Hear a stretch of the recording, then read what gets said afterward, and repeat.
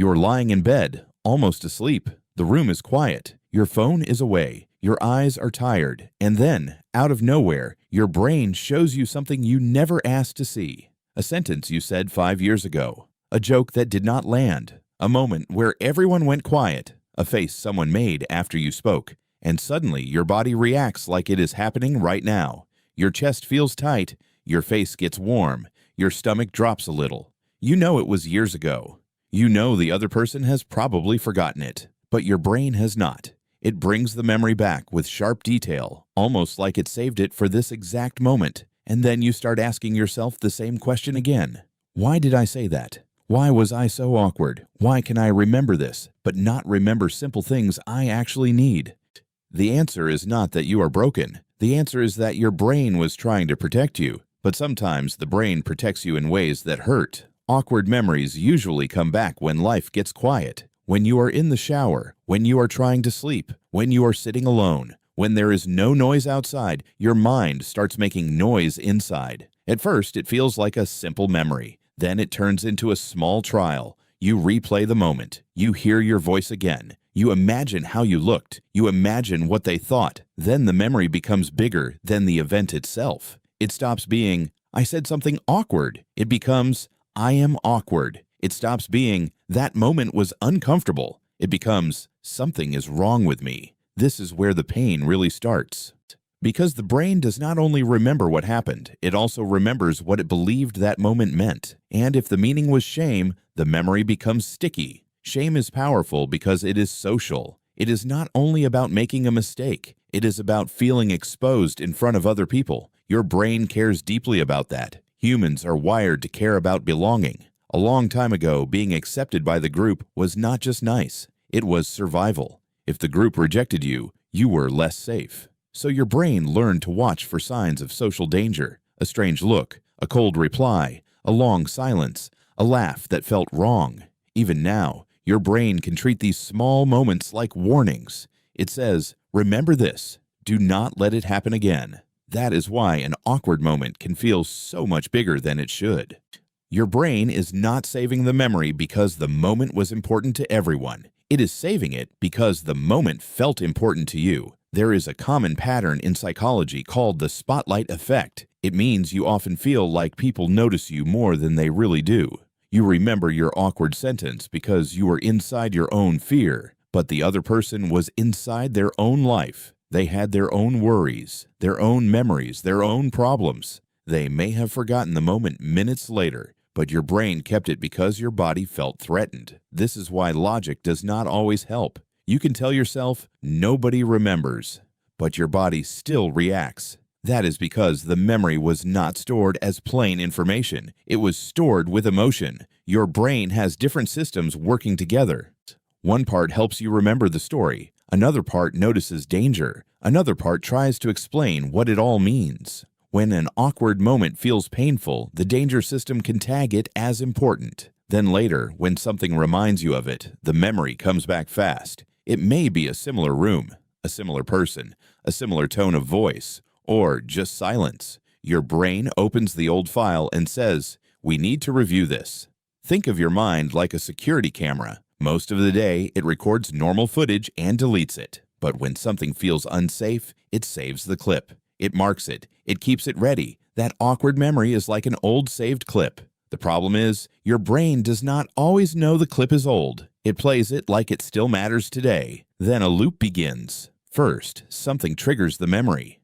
Then you replay it. Then your brain gives it meaning. Then that meaning creates emotion. Then the emotion makes the memory feel even more important. So your brain replays it again. This is how rumination works. Rumination feels like thinking. It feels like solving a problem, but most of the time, it is not solving. It is repeating. It is your brain chewing the same thought again and again, hoping it will turn into peace. But it does not, because you cannot fix a 5-year-old moment by replaying it for the 100th time. You can only teach your brain that the moment is no longer a threat, and that begins with one simple shift. When the memory comes back, do not fight it right away. Do not say, why am I thinking about this again? Do not attack yourself for remembering. Instead, name what is happening. Say quietly, this is an embarrassment replay. That sentence may sound small, but it matters. When you name the experience, you create distance from it. You are no longer inside the memory. You are watching your brain bring up a memory. That is different. The memory says, "This proves you are embarrassing," but you can say, "No, this is my brain replaying a social threat." This helps the thinking part of your brain come back online. It gives you a small space between the feeling and the truth. For example, maybe you are brushing your teeth and suddenly remember a weird thing you said at a family dinner. Your first reaction is shame. Your brain says, "Why are you like this?" Instead, you pause and say, "This is an embarrassment replay." You are not denying the memory. You are not pretending it felt good. You are simply refusing to turn one old moment into your whole identity. The next step is to separate the event from the meaning.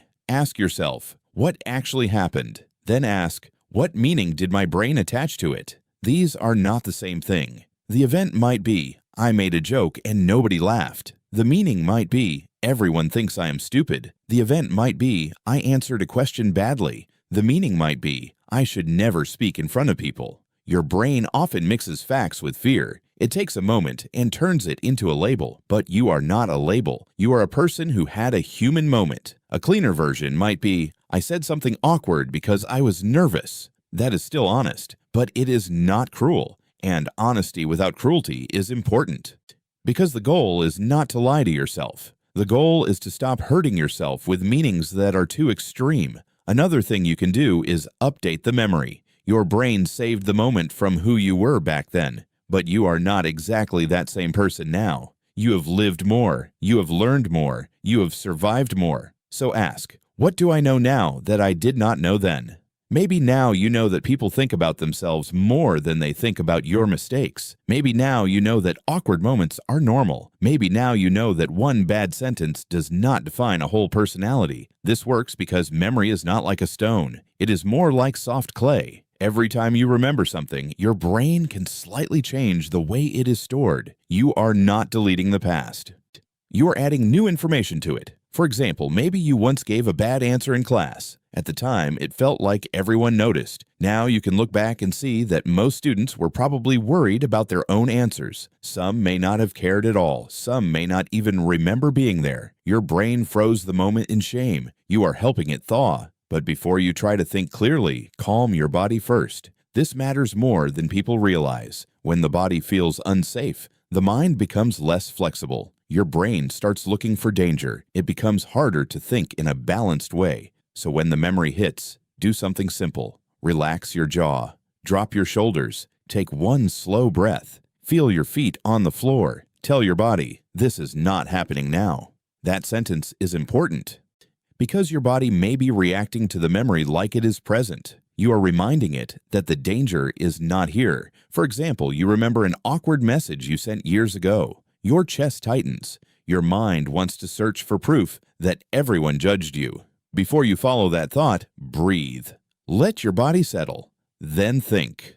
A calmer body gives the brain a better chance to tell the truth. After that, take one small present-day action.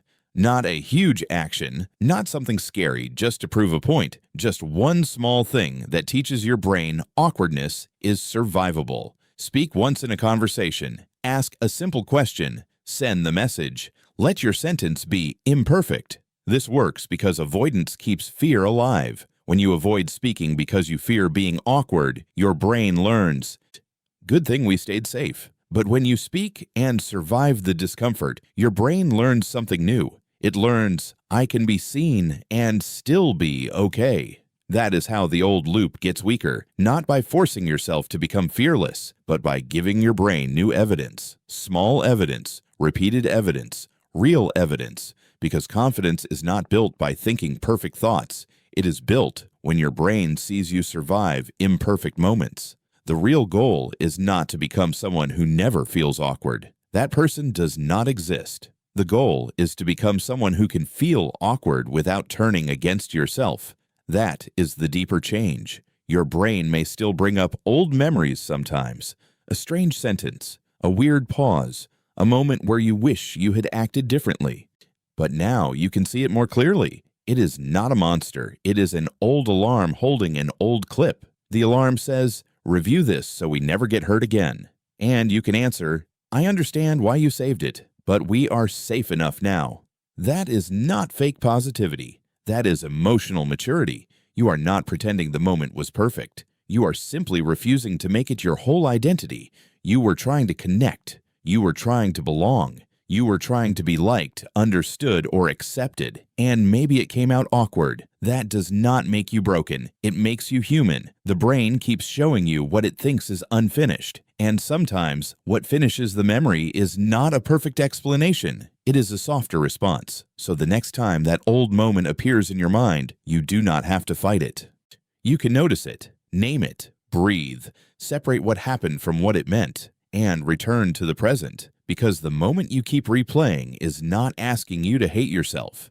It is asking to be understood.